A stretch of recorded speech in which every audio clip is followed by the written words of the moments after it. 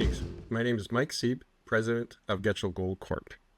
We're spearheading the Fondaway Canyon Gold Project in Nevada, and over the last 5 years, this has been one of the best projects that has grown in a world-class mining district. And if you take a look at what we found and what we're still finding today, you'll be very impressed. And today I'm going to tell you all about the Fondaway Canyon Gold Project and what the upside potential is. Mike, good to meet you. First time we met or spoken, Nevada. It's the right part of the world for sure. And we'll get on to that. But tell me a little bit about yourself. Where have you come from? What have you done? What's your experience relative to what you're trying to do today? Well, I started off in the world as a geologist and, like boots on the ground. I worked in open pit gold mines. I worked in underground gold mines and across the world in many jurisdictions and metals. And I have a real soft spot for gold, and I'm in my happy spot right now with Getchell Gold Corp in Nevada, because Nevada is one of the premier gold producing regions in the world. I mean, compared to China, Australia, Russia, and Canada, I mean, it falls right behind there. And this is just a state compared to, like global leaders in the world production. So when you're looking for gold in Nevada, you have, considerable upside potential, and Fondaway Canyon is showing its stripes. Okay, well, like I say, we'll come on to that. I'm just interested in the team and the kind of what the plan is. So, but who else in the team do I need to know about? What have they done? Well, there's our chairman, Bob Bass, and he is one of the like legacy shareholders of the company back when it was a private entity, and he's been supporting with, of course, his associates, the development of the company over the last 10 years, and it's really come into the forefront in the last few. And just by himself, he holds over, close to 20% of the outstanding shares on a partially diluted basis. So he is a strong proponent, he's a strong supporter, and he brings a lot of wherewithal to the stewardship of the company. Right, and so okay, well, let's talk about what you got at the moment. Fondaway Canyon Gold Project. How do you pick it up initially, and what do you know about it? Well, we were extremely fortunate because it was right before the inflection point in the price of gold back in 2019, and we were hunting around for a flagship asset that could really put Getchell Gold Corp on the map. And of course, Nevada is one of the premier jurisdictions to start like hunting around in, and we were fortunate to acquire the Fondaway Canyon Gold Project for $4 million, $2 million in cash and $2 million in shares, right before the gold price started to go up. And it had the bona fides. It had a historic 1 million ounce deposit. So of course, right then and there, you elevate the company with having in your back pocket a 1 million ounces. But not only that, what really intrigued us was the upside potential. Because Fondaway Canyon comes with 40 years of historic exploration, drilling, small-scale open pit mining, but it was all sort of like a hodgepodge or a patchwork of exploration and development, and nobody really put the entire concept together. So when we acquired the project in January of 2020. We rolled up our sleeves and started to take a look at the data, and we were more than intrigued. We were kind of impressed. And when we put a whole new geomineralizing model together, we said, okay, yes, there's all these components that are there. And there were really some, like interesting jewels, like high-grade gold here, high-grade gold there. But again, connect the dots. And we connected the dots. We drilled 5 drill holes in 2020, widely spaced, about 200 or 300 meters apart, to prove our concept. And all of those 5 drill holes, every single one of them hit between 50 to 100 meters of gold mineralization. And then we were off to the races. Right, and obviously it's been a sort of interesting time. It was gold in the last 18 months has been flying. Before that, it was in 2020 was great, and then it was a tricky period, shall we say? Were you able to sort of add much to the 1 million ounces that you kind of inherited or walked into? Yeah, we completed 3 drill campaigns through 3 different seasons, and we drilled 26 drill holes just in the central area of the project, and it's about a kilometer by kilometer area. And every single one of those drill holes hit significant mineralization. And there's not too many companies in the world that can boast that, to hit, like 100% of the time. I mean, it wasn't, like if you're a geologist and you're looking at the core in front of you and you want to, and you say, oh, please let this hole hit. I was always saying now, by the end of that program, I was saying, okay, well, I'm expecting to hit gold. And not very many people can say that. You can hope to hit gold. I was always expecting to hit gold. And we went 26 for 26. Right. Okay. And if I look at some of the companies, in fact, maybe you wanted to do that name dropping yourself. You are surrounded by quite a few other good assets as well. Maybe name drop a few of those. We're right in the middle there in Nevada. To the north, you have the entire Carlin trend, the Battle Mountain trend, all the major, like the major producers that have now been producing for 20 to 30 years of gold. Back in the heyday, Nevada was producing just by itself 10 million ounces of gold a year. And that's just from the mines in the north. And then there's also the Walker Lane mines just to the south of us. So we're right in the middle there. And we, Fondaway Canyon actually forms its own trend. Like we are the gold in the middle there. Right, okay. So some big names and some big production. So we're just going to lead on to the question around like a mineral resource, which you put out last year. Can you tell us a little bit more, which other folks a little bit more about the scale of what you've got today, the grades, etc. So the culmination of 3 years of drilling was quite, the impact was quite dramatic to the historic resource. We more than doubled it, combined between indicated and inferred. It equates to 2.3 million ounces in the ground at a really good grade, like 1.3, 1.5 grams per ton. So, anybody knows grade is king, and the resource is like very significant. And so it culminated last year in a revised resource that touted, like how much gold was there. And we leaped from that right into a preliminary economic assessment. So that's what everybody cares about is, okay, the gold is there, but is it potentially economic?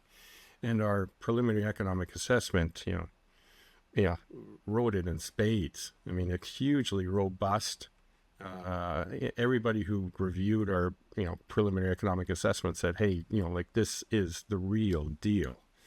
And the beauty of it is actually we were extremely conservative in our preliminary economic assessment when we put it together.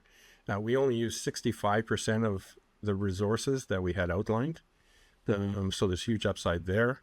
Our gold recoveries are really good. We priced the gold at $2,250, so that's $2,250 an ounce. And everybody knows, even since then, just since February, gold is now over $1,000 an ounce more than when we published our preliminary economic assessment or what it was based on. And so that's just cream on the top. So you're going from a robust preliminary economic assessment to all the macro factors out there that are just adding to the economics. So we're sitting in a really good spot right now with extreme foundational value. Well, can you just talk through some of the highlights of the PEA, just to give people, folks at home listening or watching this, a sense of the scale? Yeah, and the beauty of it is it's a very simple, conventional process. Simple open pit mining, because of course that's one of the cheapest mining that you can do, open pit. Simple, crusher, flotation mill, and produce a high-grade concentrate for sale. So it's conventional. You're not, imagining a new wheel or anything like that. And at the end of the day, you have a really highly marketable product that you can just process down the highway or sell to the world. Okay, but I guess the numbers I'm trying to get at is the 8,000 ton per day open pit milling operation and whatever it was, 115,000 ounce a year. So it's significant. Yeah, if you look at mid-tier producers and what's a major sort of line item that contributes to their profit at the end of the day, or adds up to their like is material for their balance sheet. Fondaway Canyon would cross off all those boxes. It's 8,000 tons per day milling operation, producing 117,000 ounces of gold a year. And if you look at that amount of gold being produced a year, I mean, that is a major contributor to, or would be a major contributor to, a mid-tier mining company. Right. Okay. Okay. Okay. And what's the life of mine on the current numbers? 10.5 years, and that's Okay. that's just what we initially modeled. As anybody knows who runs the math, is anything after 10 years, it's sort of like a marginal or nominal contribution to the economics. However, again, it's just a snippet, I think, of the gold that we have. It represents only 65% of our existing resources. And one key factor to, really the upside of Getchell Gold Corp and Fondaway Canyon is that the mineral resource is open. It's still open along strike in both directions, down dip completely, and up dip as well. So the plan that I have going this year is now, okay, we've got a great platform and we've shown the potential economics of the project. So my objective for this year is to make it look better. And it's a simple 3-step process to make it look better. Okay. And have you got a sense on the PEA of what the margins will be? The margins are significant. On an internal rate of return basis, it's over 50%. The operating cost is around 1,200 ounces, $1,200 an ounce gold. And the CapEx is an easy nut to fund. It's $200 or $220 million. So again, when you compare this project to other projects in the world, all the metrics make sense. Okay. So what next? Where do you go from here? So talking about the 3-step project, well, we're drilling again. And that's because, the best thing you could do is just find more gold. I want to, basically over the next 6 to 12 months, I want to find more gold in the ground. I want to increase the resource. I want to expand the conceptual open pit. That's part of the mine model.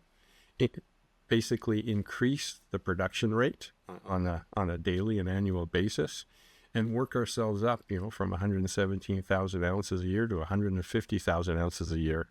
And it's going to be, I basically want to turn it into a present with a bow on top and say that this is a highly, highly coveted operation that people are going to want to take a serious look at. And with regards to, obviously, moving on from PEA, you're going to do more drilling. And so we're drilling through here to the end of the year. We're looking to expand the mineral resource, expand the mineralization, because it is completely open. I mean, the as of today, the peripheral drill holes, like the ones that are the most extreme, are still showing as strong mineralization as you see right there at surface. So the mineralizing system hasn't been waning whatsoever, and this drill program is going to show that. And so we'll drill here through the end of the year. It's going to be really exciting. There's going to be news releases coming out all the way from September all the way through to December or so. So for our investors, and hopefully our new investors, I mean, there is going to be a good stream of information, some major catalysts sort of coming out through to the end of the year. And then in Q1 of next year, we'll revise the resource again, because we need to do that as to be the foundation then, or the support for basically a preliminary economic assessment 2.0. And in that, we're also going to be working on improving the gold recoveries as well with additional metallurgical test work. So we're basically covering all our bases. And so PEA 2.0 in Q2 of next year is going to incorporate, hopefully more gold in the ground, a larger resource, stronger and greater throughput, better gold recoveries, and of course we're going to be able to take advantage of a higher gold price. Our existing PEA as a basis used $2,250 an ounce gold. I mean, Q2 of next year, we're going to be able to show more what the economics are relative to the current gold market. And so from today, I think our shareholders, over the next 6 to 12 months are going to be very happy, because we have a very simple growth strategy that is highly achievable and very possible. So tell me, just give me a bit more detail in terms of the drilling to add to that resource to deliver an improved PEA or next economic study. With regards to the expansion along the, because you talked about being open all directions, up dip northeast, down dip southwest, along northwest strike, etc. What do you focus on? Are you focus on sort of the oxides or with the down dip, sulfides coming into this? And how do you feed into that increased resource? Well, our overall resource is about 10% oxide, a 10% oxide blanket at top, and then the majority of our resource is sulfides, 90% or so. And the grade easily covers that. Our process again is a conventional process that easily addresses it and makes a marketable concentrate. But the only thing better than finding more gold is actually finding more gold in your existing pit. And that's something we also have, is because every time we hit gold, you step out left, right, up, down, left, right, up, down, and we've just been finding more gold. But our pit, or I should say our conceptual pit, there's still gaps within it that I know you'll connect up the dots and you'll just find more gold within the existing pit. So our drill program this year is, it's basically two prongs of attack. One is to find more gold, connect all the resources inside a conceptual pit, because that's just bonus. You're not changing any costs. You're just finding more gold in your operation, and you can increase your gold production. But at the same time, I'm drilling around the edges, the halo, to basically find more gold, pull the gold out and longer, either along strike or down dip, create a larger conceptual pit for the PEA. And, you can, with a larger pit and a larger resource, you can increase your production for the same, time frame, a 10-year, 12-year mine life, and really dramatically increase the economics. And that's what I want to show. Okay, and have you been, or have you already integrated the kind of historic data into your new drilling to kind of advance those sort of geological models? Yes, we have. I mean, we started at the end of July, our current drill program. We're looking at just a preliminary phase 1, 10-hole, 3,000-meter drill program. We're, probably about 40% of the way through it already. And we're going to be looking for, I think the earliest assay results will be come out probably mid or late September. And then you yourself can see what we find. I guess just trying to understand the model in a market like we've seen. You've got a big resource, good grades, comparable to lots of good companies around you. How you go about kind of building out value. So you explained some of the drilling that you're going to be doing. Infill drilling for PEA and finding gold in an existing pit is great, but and delivering PFS confidence, but also growth drilling. Say, well, hang on, there's a bigger district potential here. How do you get that balance right when you're sort of, I guess, you're going through a process? I've noticed recently maybe sort of sorting out the balance sheet a little bit, sort of tidying up some of the debt, etc. Raised a little bit of money. You got to get the balance right, haven't you? Well, you do. I mean, there's, of course, there's finding more gold in the ground, which adds direct value. But what we've also been doing behind the scenes is strengthening the company itself as an investment attractive vehicle. And there were a few overhangs that we've taken care of in the last year. I mean, one of them was, like a $4.4 million debt. And anybody who looks at a company and says, should I give you my investment dollars, whereas you may have a guillotine over your head down the road here, and it's sort of like risk money. Well, we were extremely cognizant of that. There was a strong rationale why we required the debenture in the first place. But of course, there was a stronger rationale to address it and take care of it, and that's what we did. We've now sort of like eradicated or replaced or converted 95% of the outstanding debt, and we're going to be just taking care of the last little morsel here shortly. But now, if you look at the company, I mean, we're debt free. We have probably about $10 million of warrants right now that are in the money.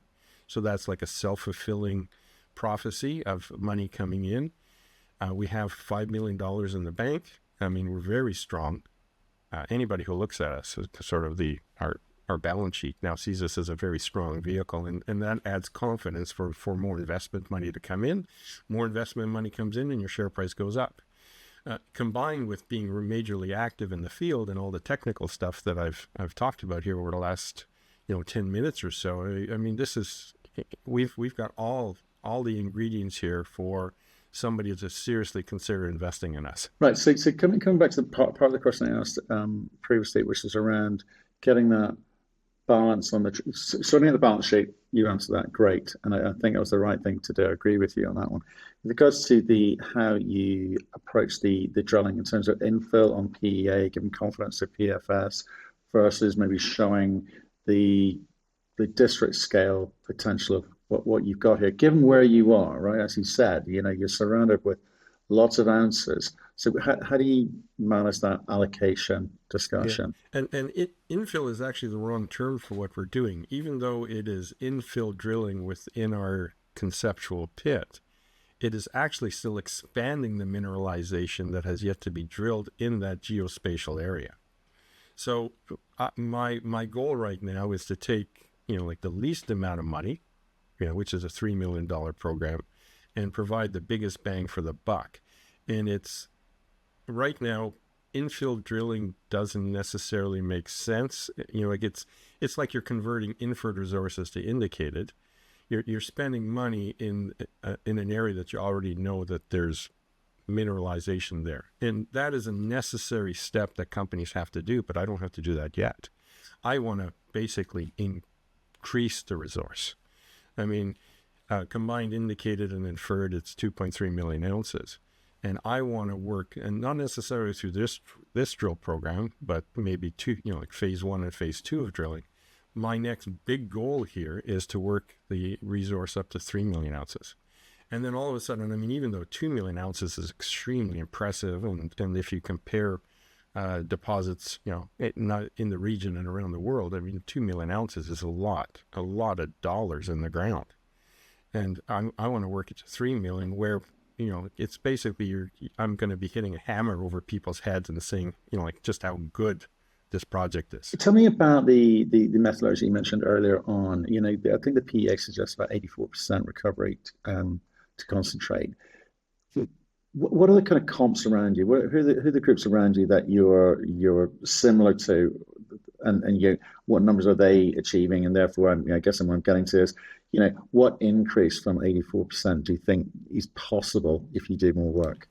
It's very comparable, and again, it's always a case-by-case basis. When you look at other operations, it's sometimes difficult to compare apples and apples. Everybody has slightly different.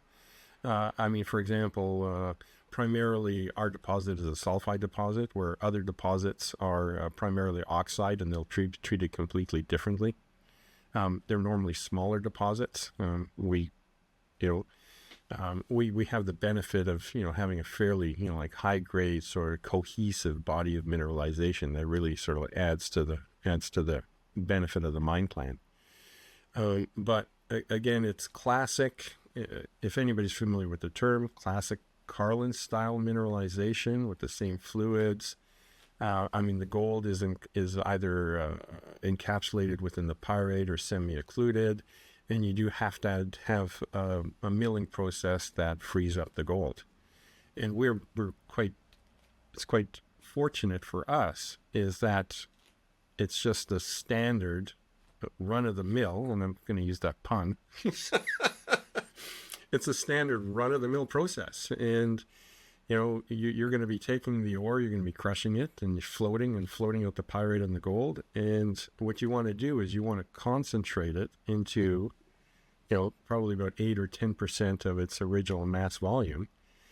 Of course, you're upgrading the grade of it, and that is the product that you take to market. And so it's a very conventional approach. And down the highway, there's probably 3 autoclaves and 3 roasters just down the highway within 200 miles that are potential homes for the processing. So it's you don't have to go abroad, But looking at the chemistry of our concentrate, it's going to be actually very attractive. Where I think there's some international players, some international refineries that are hungry for feed, and it may fit their bill as well. So, at the end of the day, it comes down to handling and shipping cost and the grade of the concentrate and the marketability of such. But from all the preliminary work that we've done, it's fairly attractive. Okay, so the recoverables and payables comparable to what you'd expect out there. Okay. And what we're doing, the metallurgical test work we did last year was of limited scope just for the first PEA. And so we're kind of carrying on forward. And I want to take that 84% recovery and add about 4 to 6% to it and get myself up to about 88 or 90% recovery. And then all of a sudden, again, that's just cream on the top. You're not, it doesn't cost you much to get a whole extra 4 to 6% of gold recovery. And again, it just goes directly to the bottom line in the economics in a very additive fashion. Yeah, no, it's very interesting. But obviously, you'll move through the phases with the economic studies on that. With regards to things like, I guess, contract mining or haulage or process inputs, you're describing it. So obviously, there's a lot of mining companies operations around you, and therefore service providers too, I suspect. Is there going to be the choice, and will there be a kind of competitive environment to make sure you don't have to kind of give away too much of the upside? Because of the low capex for the foreseeable operation and using a contract fleet for the mining, you're only talking about $200 to $220 million to put into production, and that's what's currently estimated. So we're not beholden to anybody to come in and buy us out. As we develop more gold, as the company gets stronger, as our share price goes up, you can foresee very readily that we could be in a position to put the mine in production ourselves. So that adds a huge bunch of flexibility and a huge negotiating position. So if somebody does offer us a very attractive price, they will be offering us a very attractive price because we're sitting in a very confident and comfortable position. Well, yeah, as you said, there's a number of autoclaves and refinery options available to you. It helps in that competitive pricing environment. In terms of the pit, you talk about a pit. It's but 10% oxide only, 90% sulfide. In terms of strip ratio over the life of mine, what's that look like? Yeah, currently it's around 4.5 to 1, which is pretty much where you want to be. As I find more gold in the conceptual pit, it'll reduce the stripping ratio. But maybe as I find more gold down dip, it'll increase the stripping ratio by pulling the pit wall out for a maximum pit wall. And when you're looking at the operation, right now we've only modeled 10 years. When and if Fondaway Canyon goes into production, there's a 4-kilometer long gold corridor that we haven't even really explored yet that has known resources and known historic mining. We've only been focusing in on, let's say, 25% of the whole gold corridor to date. So there's huge upside in regards to finding more gold even just outside of our current work area. But the grades and the thicknesses that you actually see and that we've actually reported in the past, when you envision an operation such as this and other ones in Nevada do the same, you're going to hit an ultimate pit limit at some point. It could be 10 years out, it could be 15 years out, it could be 20 years out. At some point, it doesn't make sense to push your pit out any farther or go any deeper. The beauty of Fondaway Canyon is I can see the grades and the thicknesses, and you can foresee it morphing into an underground operation somewhere down the road. So, the PEA, again, just encapsulated a 10-year mine plan, but you could multiply that, for what Fondaway could readily be. Right. Okay. And tell me a little bit about Nevada, because obviously you talked about all the attributes here, but in terms of the risks that you're managing, you and the team are managing, Nevada, we're told in Canada and elsewhere, is one of the best places to mine. Lots of companies there. But what are the things you need to manage and be careful of in terms of, I don't know, environmental or permitting, etc.? again, even for Nevada, we're sitting in one of the best spots. A lot of people don't realize this, but we're in Churchill County, and Churchill County is the only county that was able to sort of like do a whole modernization land bill at the end of 2022. And of course, you always have all your stakeholders that could give you potential problems down the road or potential issues. Well, they resolved everything in this modernization lands bill. They addressed everybody's concerns and they gave people what they wanted, or, again, horse trading and that. Well, they specifically put aside the entire area, the entire watershed of Fondaway Canyon. They put it aside for future development. And the county is a huge proponent as well, because, again, if you look to the north, there's all the mines to the north and all the mines to the south. Churchill County doesn't have any producing gold mine in their county in a world-class Nevada mining region. And so Fondaway Canyon could be their first gold mine. So we've got a huge proponent in the county. We've had all the land issues and stakeholder issues resolved a couple of years ago. And also, if anybody knows Nevada, water is an issue. Well, because of the past mining operations at Fondaway Canyon, we actually have water wells under permit. So we potentially have the water as well. So it's, if you tick off all the boxes and even the potential red flags down the road, we don't have them. Okay. And what about you? You're a bunch of explorers, right? And you're talking the game of like getting this thing into production. You're suggesting that you're not going to need to maybe partner up, or given the size of the capex, you're not going to need someone to come in here and build this thing for you. Is that what you're suggesting to me? The key, the key to it is not needing to, and that puts you in the strong position of, if you want to do a deal, you can do it relatively on your own terms and your own time frame. And so, and of course, our shareholders know that. All our, all our legacy shareholders, they have a vision of where we can take Getchell Gold in value. And, they've been hanging around. They're in our shares are, for the most part, in very strong hands, that, strong believers. And, they're not happy with our share price today, and they can see where it's going to go. So that's always, you want to be in a position of strength. And right now, we're in a relatively strong position. You've got money coming through in warrants. Well, in the money warrant. You've got in the money warrants, whether they come through, don't want to make that assumption, and 5 million in the bank. So that kind of gives you optionality in terms of how you tidied up the balance sheet. Gives you optionality about how you move forward and the pace at which you move forward. Is there anything about the kind of past 3, 4, 5 years which says to you need to be cautious about the plan, or are you excited by the high-priced gold environment and you think it's always going to be this way? You always have to be cautious, but of course we're in the land of of hope. That's that's the business that we're in, right? You're always looking at the glass half full, not half empty. But yeah, we're in a good position right now where I've the issues that we had in the past are no more, and that was just because we had the property was in a position where we needed to come up with a significant amount of money to do the final acquisition price. And that's why we went to the debt table and had to get some debt to be able to, save the company and save our shareholders and all. And, it did majorly take a hit to our share price, and reasonably so.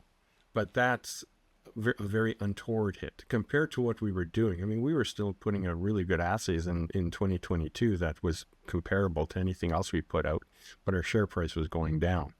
So even if you look at our value today, I know every company says this, we're undervalued.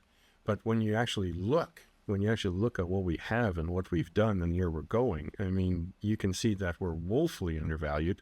Plus, at the same time, you can see a readily achievable pathway to, for value add here over the next 6 to 12 months. So that's what we're working on. And I think our shareholders who have been hanging around and believers, I think they're a lot more relieved now. I'll say that. And even for new shareholders, I think there's still considerable upside here. And I'm not talking about the never, never plan. I'm talking about we're in a very strong gold market. That doesn't really look like it's going to be changing much here in the immediate future.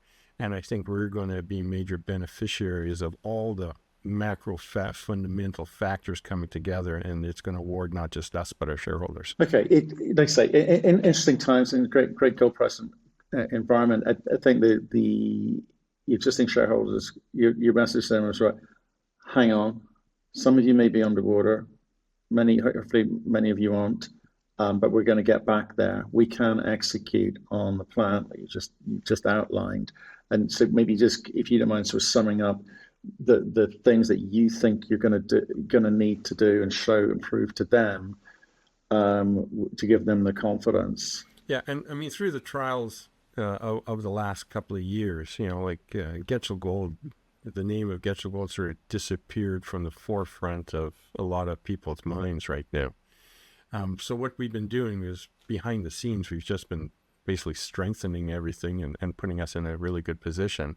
And now moving forward, not only are we going to be active and putting out news, but the promotion is going to be there. All of a sudden, you're going to start hearing about us now more when you didn't hear about us a year ago. I mean, we haven't drilled in about 2 years, so it's kind of been more of a consolidation and sleepy period. So the investors can take advantage of that right now, is that our name is going to be known, because I mean we have one of the best developing assets in Nevada. And so we have to get that word out, and this is all part of it right now. And it's only been a short period of time where we've been like touting it. And so there's going to be a huge benefit to where, people start hearing about us, they start talking about us, and that just brings the interest into the company and, adds to the value. And so, yeah, it's kind of we're at now the inflection point of interest.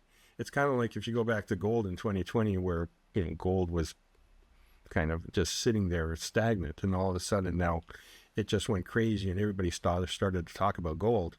Well, that's where we're sitting right now, and I'm hoping that down the road here over the next 6 to 12 months, everybody's going to be talking about Getchell.